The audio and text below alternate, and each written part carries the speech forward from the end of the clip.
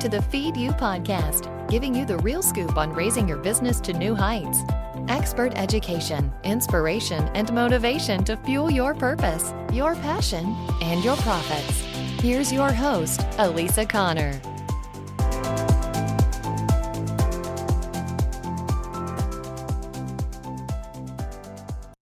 Hello, hello. Welcome to the show. It's so great to see you this week.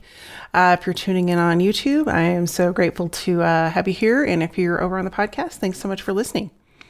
So this week, one of the biggest struggles that I hear from new entrepreneurs, and especially people that I work with particularly, which is the second act entrepreneurs. So these are people that have had a full career and are now jumping into entrepreneurship because they either have more impact that they want to make, or maybe they're just tired of the rat race. I mean, 2020 kind of was an awakening for a lot of us that was like, hey, I don't really know if I want to live my life this way anymore. And so you've got a whole influx of people that have lots of experience and lots of expertise in particular areas that are now moving into roles of consulting or starting online courses or maybe just coaching people.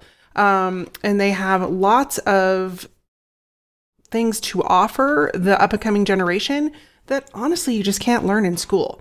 And so what I do is I help those second act entrepreneurs take that expertise and education and turn it into a profitable business. So there's so many people out there pimping courses, yet they don't have any experience behind their words. And so what I hear from those people, those second act entrepreneurs, is, why isn't anybody paying attention to me? Like, I'm posting on Facebook, I'm doing all the things that I'm supposed to be doing, and I'm writing blog posts and yada, yada, yada, but nobody, it's like crickets.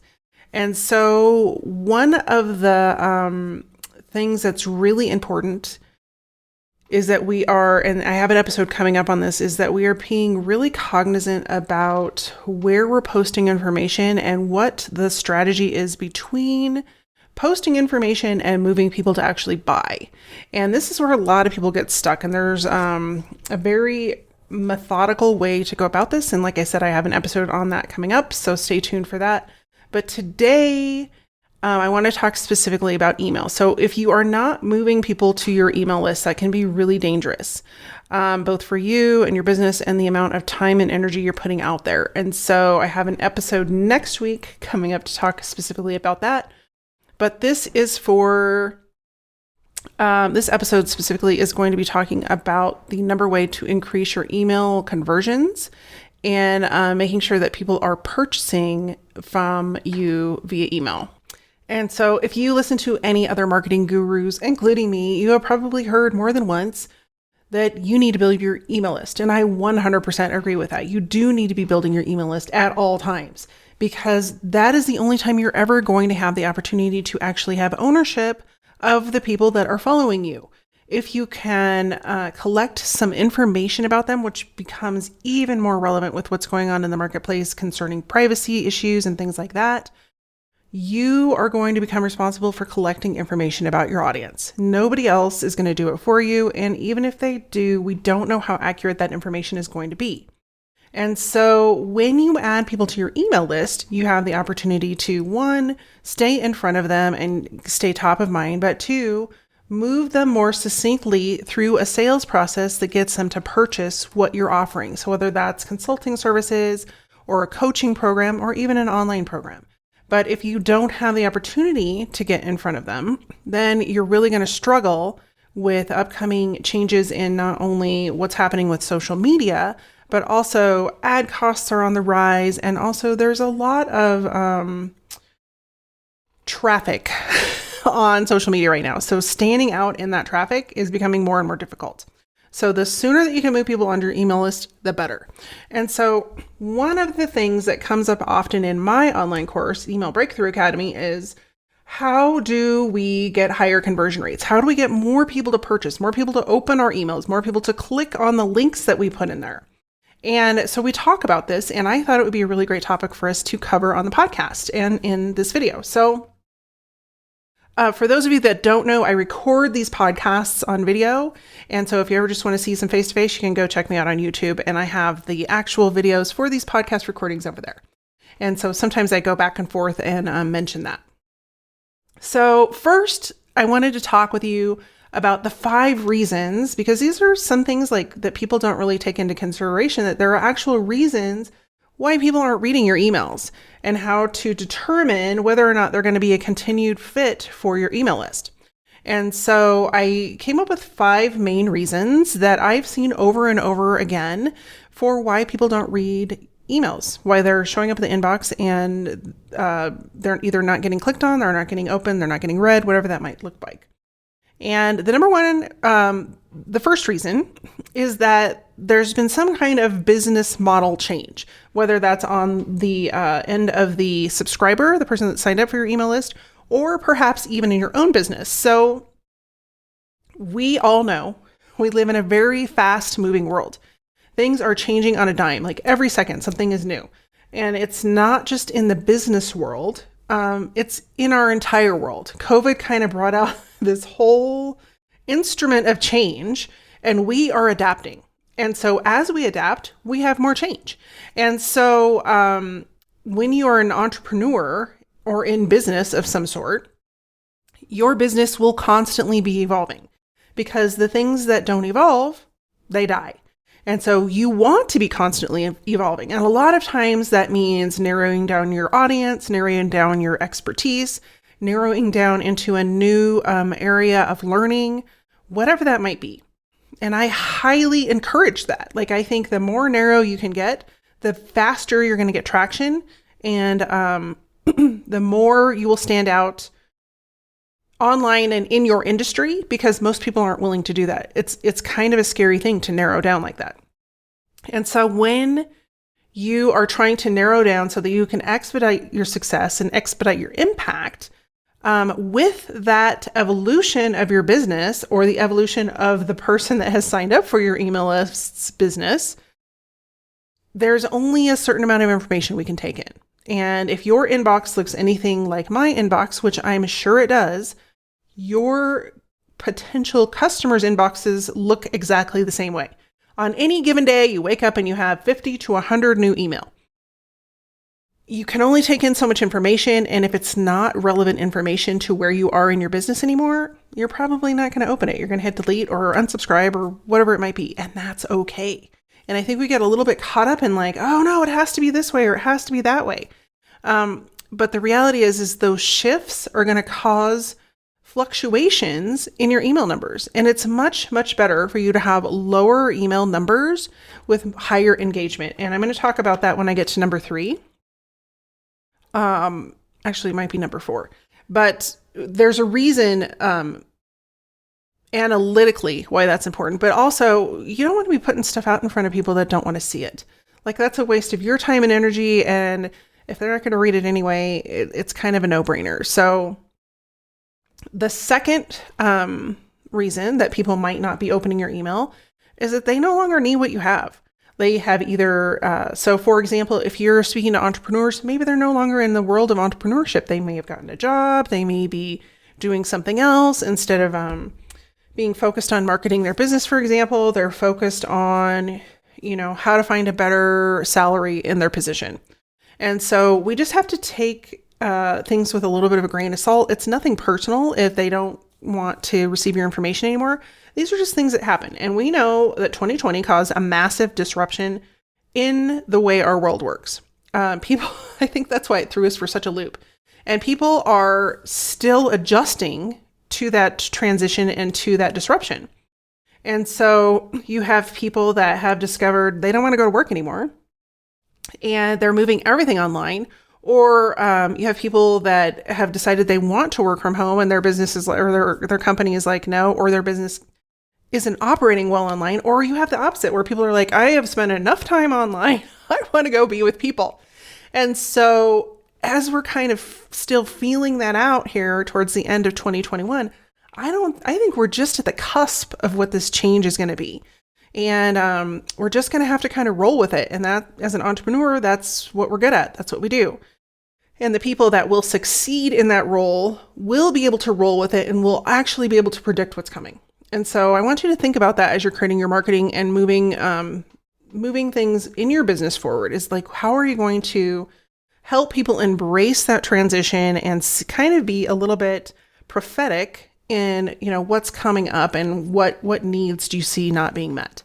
And so, if people aren't reading your emails, it could be one of those things. Something in their life has changed and they may just have forgotten to unsubscribe, or they just don't have time to read the emails, or they're just not relevant anymore because they're not in the market to purchase your product or service. And a lot of times I think we forget when we're creating marketing around our business that the whole purpose of marketing is ultimately to get people to purchase something. And so if they're not going to be purchasing at any point, we really don't need them on our list. They're just taking up room and we're probably paying for them. And we don't really need to be doing that because they're never going to move forward. And so that is reason number 2. Reason number 3, and this is a big one, is consistency. You added them to your list, for example, and they haven't heard from you in 6 months. So they no longer know who you are. They don't know what you do. And then you show up and you're ready to sell them something and they're like, wait a minute, hot stuff. I'm not ready for that.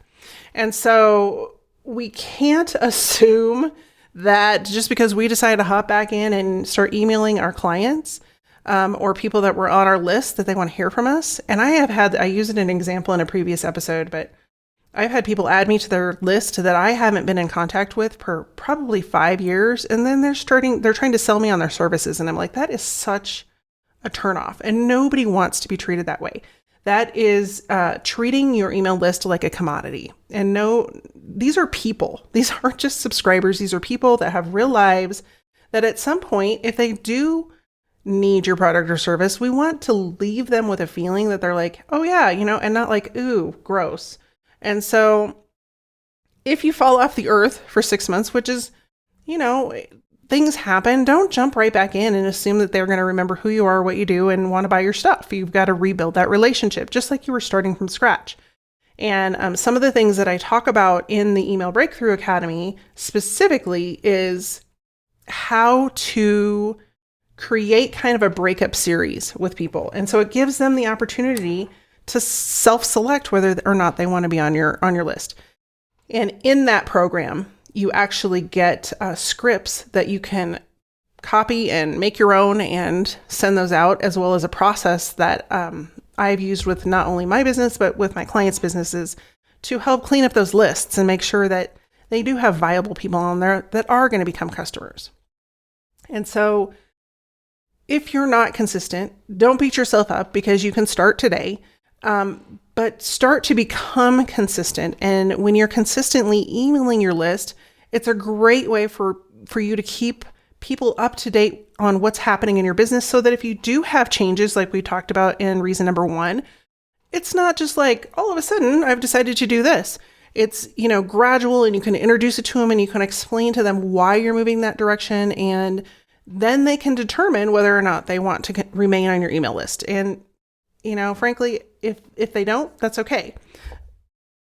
Because I'm going to get to why that is in just a minute. I actually have an acronym for you to remember, but let's get through the rest of these reasons. So number 4 is they've already bought what you're selling, whether it was from you or from somebody else. And so they don't really need your emails. And sometimes that'll make us freak out. We're like, wait a minute, what do you mean they bought from someone else? They didn't buy from us. But we have to keep in mind that not everyone is going to be an ideal client for you. And I've had this happen. Actually, I have a situation right now where I took on a client and he's lovely. He's a lovely person, but sometimes those clients, when you don't listen to your gut and you take them on and you're like, oh, I don't know, you just do it for whatever reason, friends, compensation, whatever that might be. And you don't listen to your gut and go, ooh, that's really not the best client for me. And you take them on anyway, they end up being the most time-sucking and difficult client to manage. And you don't need a bunch of those in your business because then they monopolize all your time and you don't have time to do the things you need to do to move your business forward. And so before you freak out about like somebody buying from someone else, take a minute and just consider that person was probably not a good fit for you or your business at the time that they were ready to purchase. And that's okay. People need to try out different people and see who's going to be a best fit for them, because not everybody is meant to work together. And so good on them if they found somebody that met their needs. And if they didn't, and I've had this happen too, where people will go and they'll work with someone else and then they come back and go, oh, I should have worked with you to begin with. And that makes me feel good, but it also makes me feel sad for them, because that means they spent money with somebody that they really were not in alignment with, and it didn't help them get any further on their journey other than to lead them back to where they started. And so it's okay if they found somebody else, but you don't need them on your list unless they want to be there. And so give them the option to opt out. And then the fifth reason is that people are not reading your emails is that people are either not a good fit for you for the reasons that either they don't need your service yet, or your energy doesn't match, or you're just not on the same level of where they need to be. A lot of times I'll have people show up in my business that are like, oh, I want to do this. And I'm like, but you don't have this, this, and this yet. And they're like, oh, I know, but I really want to work with you. And I'm like, but you're not ready to work with me. And so we're not aligned that way. And so you just need to make sure that you're on the same frequency, for lack of a better term, to be able to move forward together. And if you're not, that's okay. They may still be a great fit for your list to be a future customer, but they may not be opening your emails now because they're not ready, and they know they're not ready. And so giving them the opportunity to not be on your list for right now is also an option. And they may, you can always add a misnomer in there that says, or a disclaimer in there that says, hey, you can always resubscribe if you want to.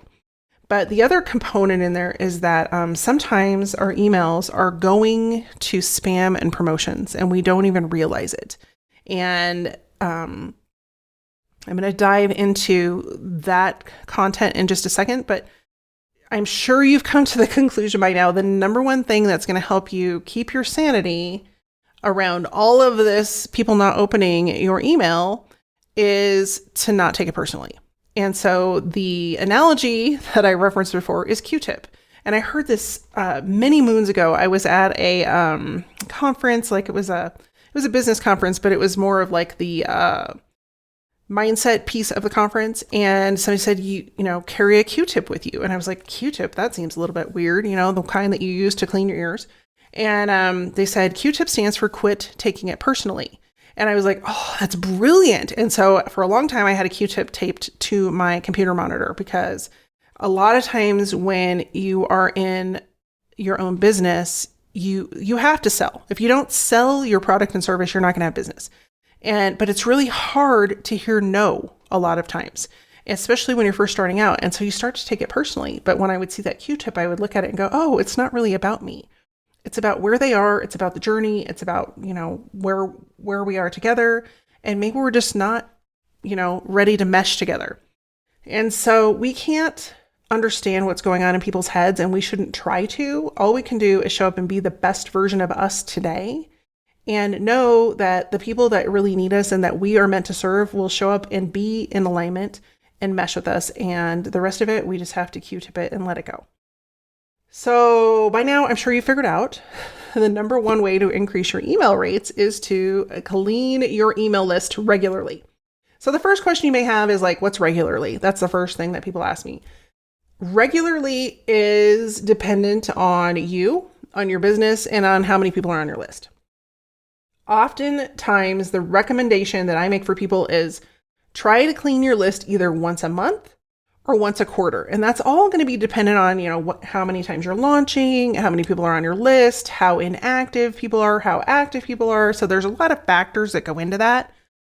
That's a pretty good guideline. So if you don't have a giant list of, thousands and thousands of people, cleaning your list quarterly is probably perfect. If you have a huge list or you haven't done a deep list clean ever, you probably want to do one at least to get started, and then kind of see where you settle out. And then if you don't have a lot of people fall off, then you might want to do it monthly. Or if you're doing a lot of list building, you may want to do it monthly. That would be another reason to do it monthly. But quarterly seems to work well for most entrepreneurs that are in this the startup phase or into that, right past the startup phase where you're starting to scale. And so those would be the recommendations that I would have, is to clean your list. And so, as I mentioned, my program, the Email Breakthrough Academy, is opening up in November, and I have a entire process around how to clean up your email list in that program. And it includes a breakup series that you can copy. And then, I always say copy it, but then make it your own. So don't use word for word. You want to go in and make it your own. But a lot of times people just don't know what to put in those emails. And so when you have a script you can follow and it's like, okay, this is, this works. And then I'm going to tweak it so it sounds like this. It just makes it easier for you to set that up. And then the best part is that process actually shows you how to automate it so that you can go in and say, okay, quarterly list cleanup, they're going to get these emails. And then at the end of those emails, if they don't want to stay on the list, they're booted out of here, which is great because as you're continuing to grow your email list, then you're purging people off of there that don't want to be there. And it's going to keep your list vibrant. And we're going to talk a little bit about why list cleanup is good for your list health in general, but also to increase your conversions. So you worked really hard to get those people on your list, but if they're not engaging and they're not reading and they're not opening and they're not buying from you, it's time to let them go. And that's okay. So why does cleaning up your email list increase your conversions? Well, first of all, if you're seeing a bunch of people that aren't opening your email, it's going to affect your spam rating because chances are they're either just like swiping left to delete those, or they're in the promo tab and they just automatically get deleted. And if they don't get opened, it hurts your overall deliverability because the email gods look at it and go, hey, nobody's opening our emails. That must be spam. And so if you start to see your emails going to the promo tab, it could be because you need to clean your list. Unfortunately, if you can't get people to open your emails and you're in the promo tab, you have to then start re-educating people about where to find your emails. And that can be a little bit more difficult. So if people aren't opening them for a certain amount of time, like I said, quarterly, then boot them off. They can always resubscribe. You can give them the opportunity to resubscribe, and you may have a really great free download that they want in the future, and you can get it in front of them then.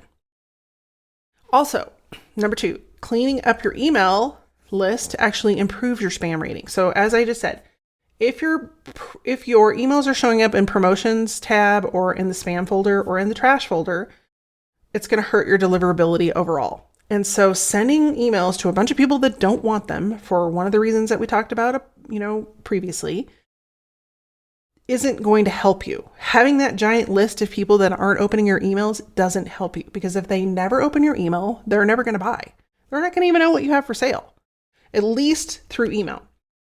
And so when you start to struggle with getting your emails into the actual inbox, that's really hard to recover from. It takes some time. It takes dedication to get people to understand, hey, it might show up here.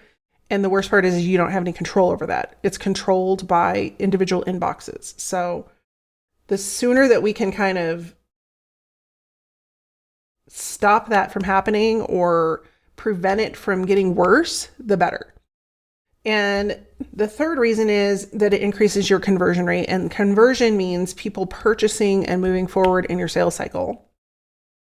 Is that you're only sending emails to people who really want to hear from you.